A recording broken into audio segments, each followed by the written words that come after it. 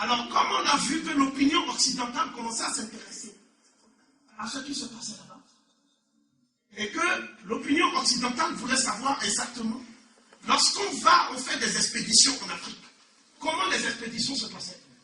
Est-ce que c'était des expéditions pacifiques? Parce qu'on nous a parlé de commerce triangulaire.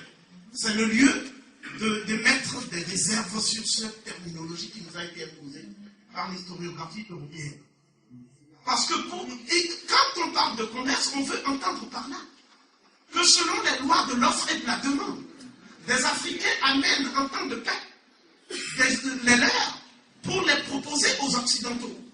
Mais ce faisant, on fait abstraction des razzias. Donc il faut m'expliquer pourquoi, quand on veut faire un commerce, on a besoin de canons lourds pour faire le commerce. C'est un problème. Hein? Si tu es un commerçant, tu viens, tu vends, tu achètes. Tu n'as pas besoin de prendre des canons pour pulvériser des êtres humains qui n'ont rien fait, qui ne sont pas armés. Donc ce n'était pas un commerce. Donc il faudrait qu'on en finisse avec des concepts confusionnistes et de politique. Et donc c'est des razzias. Et j'ai également les textes qui datent pour la plupart de 1452, le premier texte en tout cas, et qui disent comment nous allons expliquer aux nôtres, une fois là-bas, puisque nous disons que c'est au nom de l'amour, de la charité chrétienne, hein, et de la solidarité que nous allons là-bas. Donc l'opinion européenne s'inquiète et demande ce qui se passe là-bas, dans ce que quelqu'un Conrad a appelé le continent des ténèbres.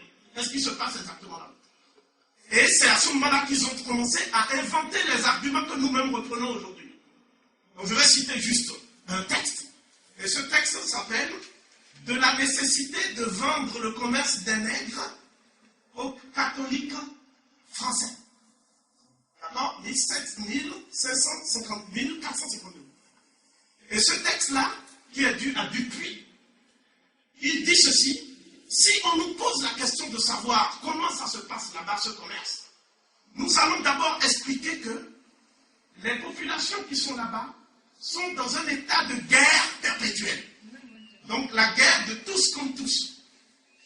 C'est pour apporter la paix et la quiétude que nous allons là-bas, pour civiliser ces gens et les empêcher de faire la guerre. Donc nous sommes une force d'interposition. Je prendrai donc des termes extrêmement contemporains, une force d'ingérence humanitaire, pour mettre un peu de civilisation là où il y a la sauvagerie. Donc comment quelqu'un, un Français de bonne foi, en lisant cela, ne peut-il pas dire, bon finalement c'est une œuvre de paix? Deuxièmement, on dit, mais ils ont de l'or, ils ont l'or. Les rois du Ghana là, ils ont l'or. Le roi s'assoit sur l'or. Sa coiffure c'est de l'or. Tout c'est de l'or. Mais il ne sait pas la valeur de ça. Donc nous voulons lui prendre juste l'or. Mais il résiste. En disant que c'est le trône de son ancêtre. Il ne veut pas céder. À ce moment-là, nous sommes obligés de prendre l'or parce qu'il y a des miséreux et des pauvres en Europe. Et nous avons besoin de cet or pour introduire ça dans le circuit commercial, afin que cet or serve à quelque chose. Puis qu'avec les nègres, ça ne sert à rien. Ils vont s'asseoir et se vautrent dessus. Et avec toutes leurs femmes qui sont polygames autour. Donc, nous disons que c'est l'argument de l'or. C'est-à-dire ce sont des gens qui ne savent pas la valeur de ce qu'ils sont. Donc on va leur montrer la valeur. Le troisième argument, c'est l'argument selon lequel les Noirs, ils menacent les Européens qui s'approchent d'eux de les manger. Donc j'appelle ça l'argument anthropophage. Donc, s'il y a des êtres humains sur cette terre qui continuent à en manger d'autres, l'Église ne peut pas rester sans rien faire. Il faut quand même empêcher ces gens-là de se manger. En plus, ce n'est pas pour nous. Bien sûr, il leur arrive de manger de temps en temps des blancs, mais pour l'essentiel, ce sont des noirs comme eux qui mangent. Donc, nous sommes là pour lutter contre l'anthropophagie. Ensuite, si on nous demande encore la raison pour laquelle nous allons faire ce commerce, nous disons que ce sont des gens qui sont trop nombreux. Ça, c'est le maire de Nantes. Il dit ça. Mais lui, il dit ça un peu plus tard, en 1625. On a son nom, on va sortir tous ces documents. Et ce maire de Nantes dit, mais il y a trop de noirs. C'est-à-dire, quand on va, ceux qui ont été nous ont dit que dès qu'on descend de la mer, il y a des noirs à perte de vue.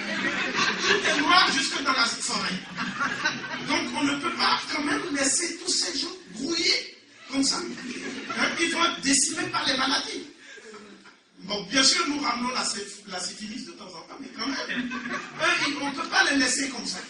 Ouais.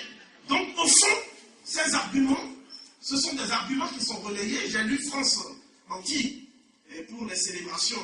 Et j'ai vu Madame Falap, qui effectivement a écrit, parce qu'elle a enseigné en Côte d'Ivoire, etc., qui a fait un papier sur la responsabilité des Africains. Et dans ce papier que peut-être certains ont lu, elle reprend certains arguments. Elle dit, les négriers étaient partis là-bas uniquement pour aller chercher de l'or. Ce sont les Africains qui les ont empêchés de prendre de l'or, parce que les Africains ne voulaient pas qu'il y ait un regard extérieur pour voir comment ils se vendaient entre eux.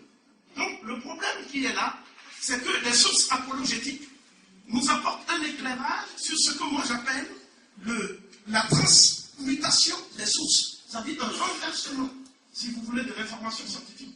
Parce qu'on est parti d'un détail, d'un récit cru des exactions des négriers à ce qu'on appelle une littérature romancée, apologétique, à l'usage des Européens de l'extérieur, en particulier des catholiques du commun.